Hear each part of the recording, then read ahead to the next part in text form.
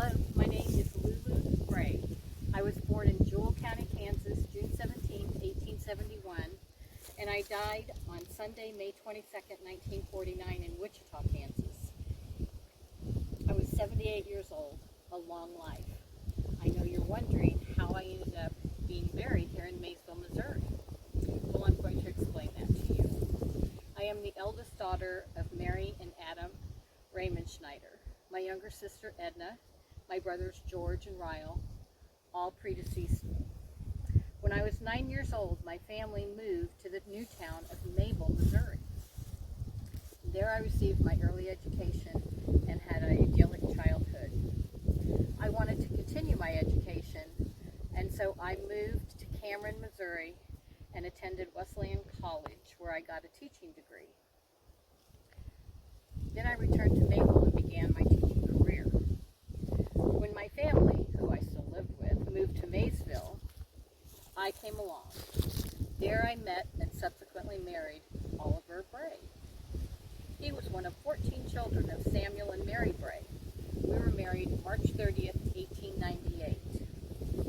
All my life I had been active in the Methodist Church, and I was so blessed to meet Ollie because he was a Methodist also. We both taught Sunday school, we were active in the church circles, I was in the Women's Aid. It was just a great life we were living.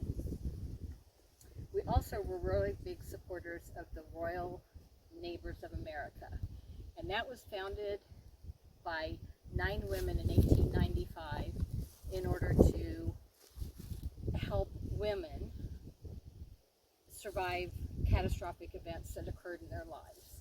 So you paid a monthly fee, and then the money was combined, and when something happened to someone, the entire community would help them. It was a great organization, and we supported it until we both passed away.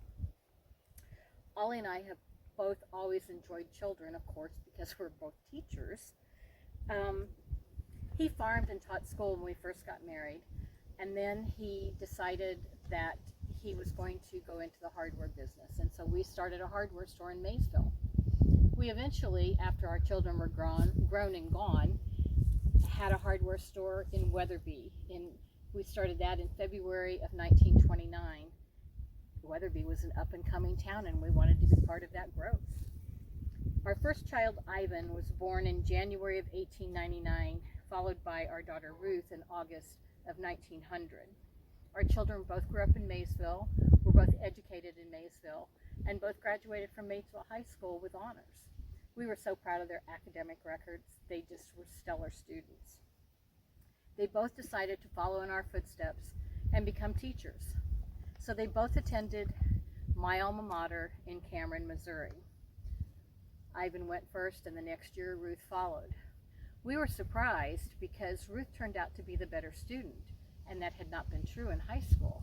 But then we found out that Ivan had been busy. He was courting a girl, Virginia Coffey, and he ended up marrying her as soon as he graduated.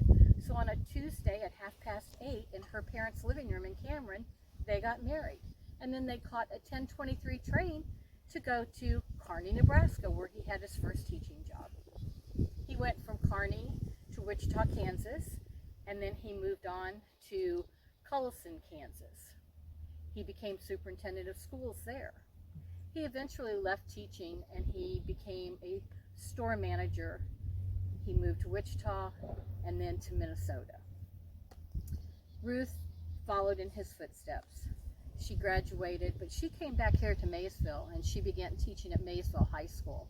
But her brother convinced her that Cullison was the place to be, and so she packed up and left as well. While she was there, she met her future husband, Arthur Crable. They got married in our living room right here on Main Street in Maysville, Missouri.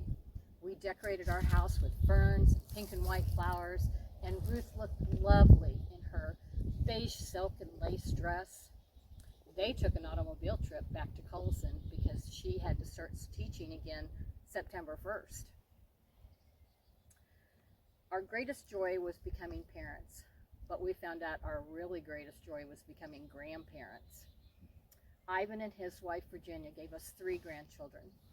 Virginia Lee, William Oliver, and Philip C. Ruth and her husband Arthur gave us 2 grandchildren.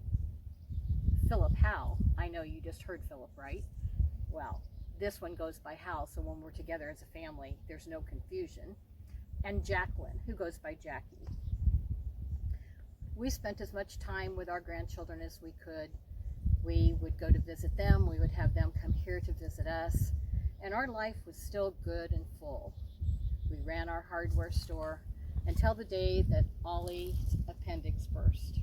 We rushed him to St. Joseph. He had surgery, but there was just too much poison in his body, and he died in 1940. I sold the hardware store to Louis Schimmelfling, and then I moved back to our home in Maysville.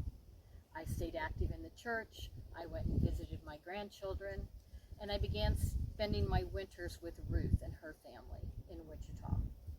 She eventually convinced me that I should move to Wichita and spend my last few months with her because I was so frail, which I did. I sold the home, I moved to Wichita. I was there 4 months before I died peacefully in my sleep. And now I'm back here in Maysville beside my beloved Ollie.